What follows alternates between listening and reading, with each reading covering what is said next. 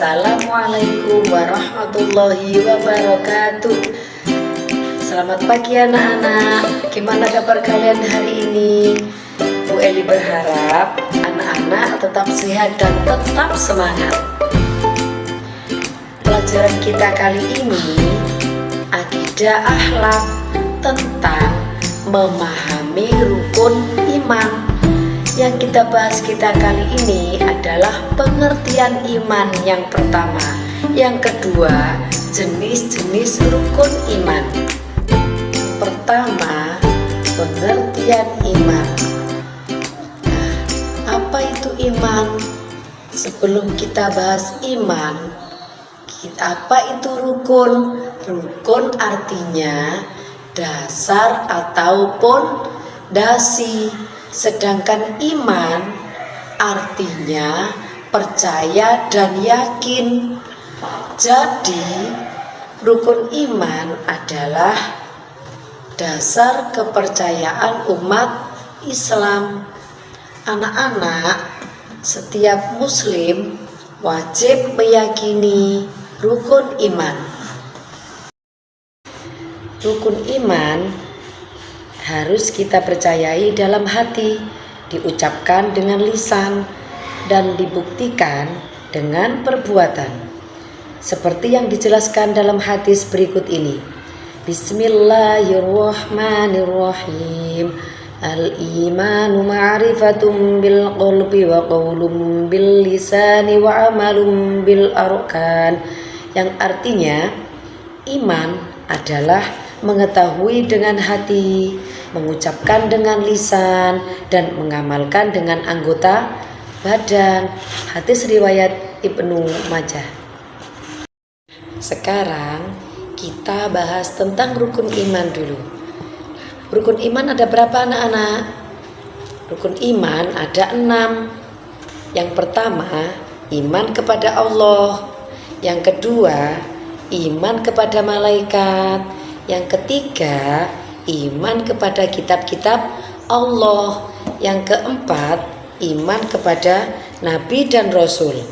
Yang kelima, iman kepada hari akhir. Yang keenam, iman kepada qadha dan qadar. Yang pertama kita bahas tentang iman kepada Allah. Nah, iman kepada Allah adalah rukun iman yang pertama. Beriman berarti percaya bahwa Allah itu ada. Percaya bahwa Allah lah yang menciptakan seluruh alam semesta ini. Percaya bahwa Allah yang mengetahui, yang maha melihat segalanya. Beberapa cara beriman kepada Allah. 1. Meyakini bahwa Allah lah yang menciptakan dan menguasai mengatur alam semesta ini. Yang kedua, mengimani nama dan sifat Allah. Yang ketiga, menjalankan perintahnya dan menjauhi larangannya. Rukun iman yang kedua adalah beriman kepada malaikat. Anak-anak tahu nggak malaikat itu siapa? Lah, malaikat adalah makhluk Allah yang sangat taat kepada Allah. Berikut ini ada 10 malaikat yang wajib kita ketahui beserta tugas-tugasnya. Nah, malaikat yang pertama adalah malaikat Jibril, mempunyai tugas menyampaikan wahyu. Yang kedua, malaikat Mikail, mempunyai tugas membagi rizki. Yang ketiga, malaikat Israel, mempunyai tugas mencabut nyawa. Yang keempat, malaikat Israfil, mempunyai tugas meniup trompet sangkakala. Yang kelima adalah malaikat Raqib, mempunyai tugas mencatat amal baik. Yang keenam, malaikat Atid, mempunyai tugas mencatat amal buruk. Yang ketujuh, malaikat Mungkar, bertugas menanyai manusia di alam kubur. Yang kedelapan adalah malaikat Nakir, yang bertugas menanyai manusia di dalam kubur. Yang kesembilan adalah malaikat Ridwan, mempunyai tugas menjaga surga. Dan yang ke-10 adalah malaikat Malik, mempunyai tugas menjaga neraka.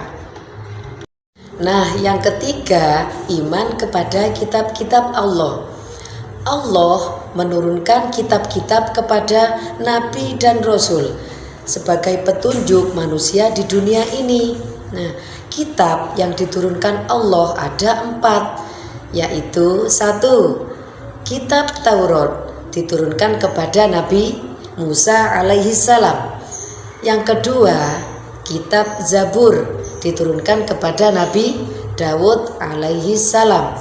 Yang ketiga, kitab Injil yang diturunkan kepada Nabi Isa alaihi salam. Yang keempat adalah kitab Al-Quran yang diturunkan kepada Nabi Muhammad sallallahu alaihi wasallam.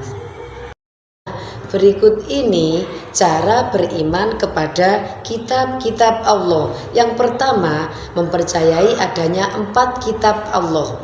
Yang kedua, meyakini bahwa hanya Al-Quran yang harus dijadikan pedoman hidup. Yang ketiga, memahami dan mengamalkan isi dari Al-Quran. Iman yang keempat, iman kepada Rasul Allah. Nah, berikut ini cara beriman kepada Rasul Allah berarti harus meyakini dan percaya beberapa hal berikut ini. Yang pertama, Nabi dan Rasul adalah utusan Allah. Yang kedua, Rasul membimbing manusia ke jalan yang benar. Yang ketiga, ajaran yang paling benar dalam Islam. Yang keempat, Islam adalah ajaran yang dibawa Nabi Muhammad SAW. Yang kelima, Nabi Muhammad adalah Rasul terakhir. Yang keenam, tidak ada Rasul setelah Nabi Muhammad SAW. Yang ketujuh, jumlah Nabi dan Rasul yang wajib diketahui ada 25. Rukun iman yang kelima apa anak-anak? Rukun iman yang kelima adalah iman kepada hari kiamat. Kita harus meyakini bahwa hari kiamat pasti terjadi. Hanya Allah yang mengetahui kapan terjadi hari kiamat.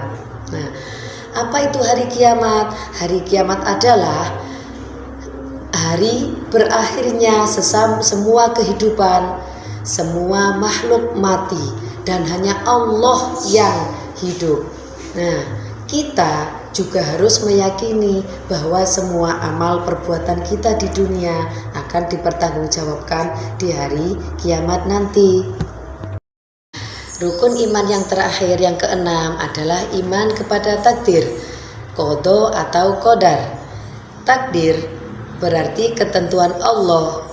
Kita harus meyakini dengan sepenuh hati adanya ketentuan-ketentuan Allah tersebut yang berlaku pada semua makhluk hidup.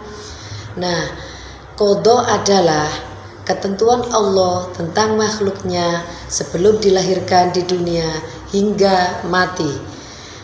Qadar adalah perwujudan ketetapan Allah tentang makhluknya yang telah, sedang, dan yang akan terjadi. Adapun hikmah meyakini rukun iman adalah 1. Menambah ketaatan terhadap Allah. Yang kedua, mendapat bimbingan dan keberkahan. Yang ketiga, diampuni dosanya oleh Allah. Yang keempat, mendapat pahala dan ridho dari Allah. Yang kelima, menambah rasa syukur. Dan yang terakhir adalah mendapat keberkahan hidup. Nah, anak-anak, kita sudah mempelajari tentang rukun iman. Bu Guru berharap anak-anak tetap belajar dan tetap semangat. Wassalamualaikum warahmatullahi wabarakatuh.